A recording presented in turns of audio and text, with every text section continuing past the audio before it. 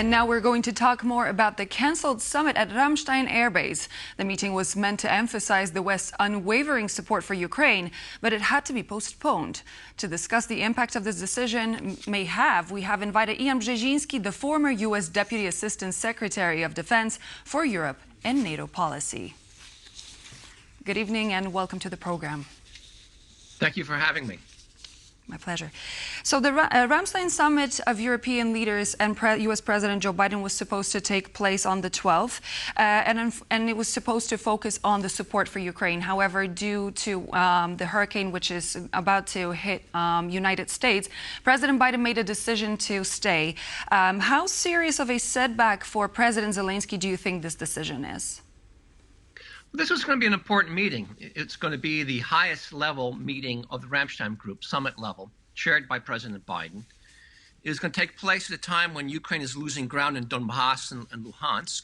So there's urgency to that. And then, of course, winter is approaching, which is a real concern now that Russia has destroyed about a third of Ukraine's energy infrastructure. And, of course, Kiev had intended to roll out its victory plan at this meeting.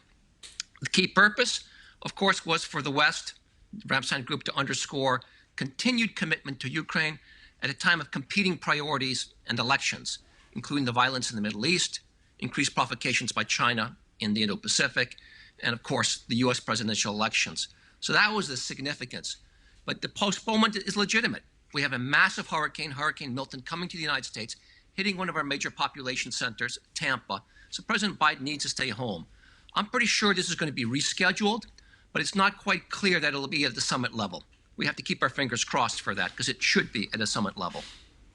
So, as you mentioned, Zelensky has the victory plan. We know that during his last visit to Washington last month, he did somewhat present the plan to the American side.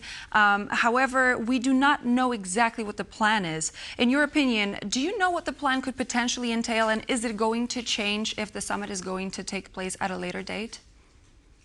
You know, I don't know what the plan is. I can only assume that it probably includes the following elements: increased flows of equipment, less restrictions on the use of those equipment, the lifting of the ban against striking in Russia, NATO membership for Ukraine as part of the win strategy in this war, and probably increased economic sanctions against Russia. I would imagine that would be key elements of the win strategy. So one of the major issues that was discussed between Ukraine and its Western allies recently was the use of long-range weapons. And we spoke to Biden's advisor, Michael Carpenter, during the Warsaw Security Forum. And he told us recently that those weapons would actually make little difference when it comes to the battlefield, and that the allies should actually focus on providing Ukraine with elements and support when it comes to creating drones and beefing up its defense lines. He said that Biden is going to ask specifically for commitments from Europe when it comes to that support. Do you think this is still going to happen once the summit or the meeting is going to take place? Well, Ukraine's been requesting the authority, the permission to use long-range strike capabilities against legitimate military targets inside Russia for a long time. And the Biden administration has been balking on this. It fears that such strikes could provoke Russia to escalate the war, possibly even into nuclear war. I believe that those fears are exaggerated. And the fact is that pressure is growing on the administration from other allies who have expressed support for the lifting of these restrictions. This lifting is long overdue because it in effect allowed Russia undeserved and unwarranted safe zone from which to execute its strikes. Ukraine needs the capability to strike Russian command and control centers, logistic hubs, defense industry sites, and other infrastructure that allows Russia to sustain its invasion of Ukraine. It puts Ukraine at a real disadvantage to limit its ability to fight the Russians only on the front lines. That gives a lot of advantage to a country like Russia that has much more, quote-unquote, mass than Ukraine has.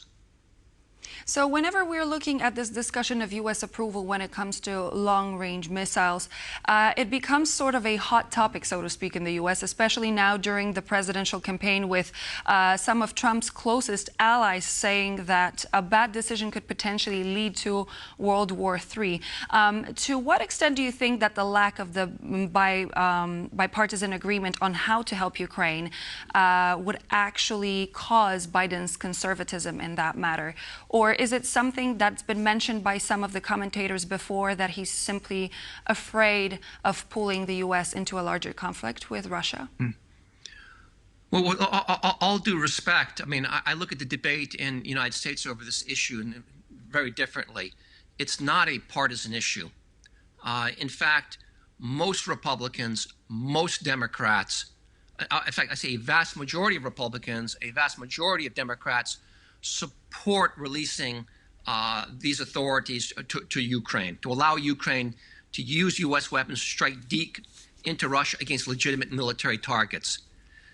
Those who are against it include Joe Biden, the U.S. president, and perhaps President Trump, although I really haven't heard him speak specifically on that issue, but one can infer that from his position on the war. So actually, the Biden administration and possibly President Trump himself are in a distinct minority on this issue. As we're looking at the summit again, it's supposed to be rescheduled, but we know that in about 4 weeks' time, the U.S. presidential election is going to take place. Is there realistically a change that the summit is going to happen before a possible change in the presidential office in the U.S.? I'm pretty sure a summit or a high-level strategy type session of the Ramstein Group will occur before the transition of administrations in January. I'm actually betting that this meeting will probably be rescheduled to not too far in the distant future, which will be the next or the upcoming NATO Defense Ministerial meeting, which I believe is 17-18 October. Because you already have all the defense ministers from the alliance, which is the bulk of the Ramstein Group, convening.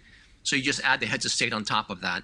That, to me, would be the next logical opportunity to have such a gathering.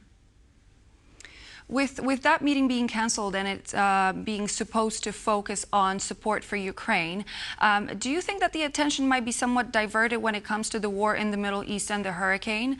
Is there going to be less attention put to war in Ukraine and especially less finances, considering that there could be a potential natural disaster taking place in the U.S. and there's obviously another conflict that is continuing in the Middle East? No, those are separate and distinct. Well, the hurricane is a separate and distinct issue from that. The United States will have the resources to manage the consequences of that hurricane and continue its efforts globally, be it in Europe, in the Middle East, and in Indo-Pacific. The key issue is whether or not the West will actually change its strategy from one focused on escalation control to one focused on enabling Ukraine to win on its terms quickly and decisively. That is the issue at hand. We know that President Biden made that decision to stay in the U.S., and it's obvious that he has to take that decision. Wouldn't you think it would be a good idea for him to actually send Kamala Harris in order for her to expand her foreign policy portfolio? Well, that's an obvious thought, but President Biden is personally committed to his policy in Ukraine. You know, while some of us may disagree with his strategy, he is definitely one who has tied his foreign policy legacy to the outcome of this Russian invasion of Ukraine. So I think he wants to personally be present at this gathering, which is a very important one in light of the circumstances in Ukraine today. When we're looking at both presidential campaigns, we hear contrasting statements by Harris and Trump on how they want to end this war. Mr. Trump promises a quick deal with Putin. Kamala Harris said on Tuesday, actually, that she will not negotiate with Putin without Ukrainian officials being in attendance. There is a lot of fear of what could possibly happen if Donald Trump took office. Are we facing a major shift in the U.S. policy if Trump succeeds in the presidential run? I think so. You know, Trump is putting himself at risk of being basically the Chamberlain of our time, to play the word on peace on our time. Because if he does what he says he'll do, he'll be basically forcing Ukraine to cede territory to Russia, giving Russia a victory. And that is a recipe for not only continued conflict in Europe, because Putin will move on. He will continue his aggression, but it will also lead others around the world to believe that they can use force and nuclear coercion for their hegemonic ambitions, for their imperial ambitions. And that is dangerous. That was the precedent that was set by Chamberlain.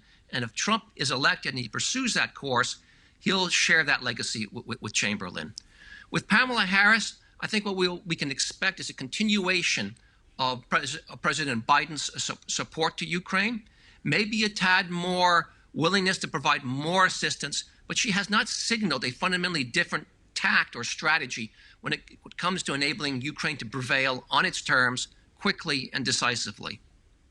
Last but not least, I would like to take a look at what Financial Times reported recently, saying that some Western capitals are actually pondering on an option of allowing Ukraine to have a partial membership in NATO. And that would mean that the alliance would offer ironclad guarantees to those parts of Ukraine that are in Kyiv's hands. However, it would leave out the contested areas.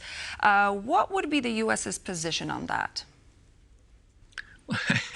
I wish I knew. You know, there is talk that there is more openness to this concept than before. But I think if it's rolled out in the near term, one needs to make sure that the homework has been done. For example, is this something that will have unanimity within the alliance? Is this something that the administration here in Washington will have walked the U.S. Senate through, as the Senate has an important role in the ratification of protocols of accession? Will such an invitation be an indefinite one with no endpoint, or will it be matched with a process or coupled with a process and a very near-term end date? And then finally, if we extend such membership to Ukraine, how will we ensure the credibility of Article 5? I think one has to believe that in order for that Article 5 commitment to be credible, you're going to have to see the deployment of allied forces onto Ukrainian territory. That's what I would be watching for as this possibility evolves. Definitely. And with that said, I would say I think it's very important that we get Ukraine into NATO as quickly as possible as part of the win strategy in this conflict. Thank you. That leaves us with a lot to think about, most certainly. Ian Brzezinski, Deputy Assistant Secretary of Defense for Europe and NATO, former policy. Thank you so much for joining me tonight. Thank you. And so this would be all here on World News Tonight. Thank you so much for tuning in, and please stay here on TVP World for more news and features.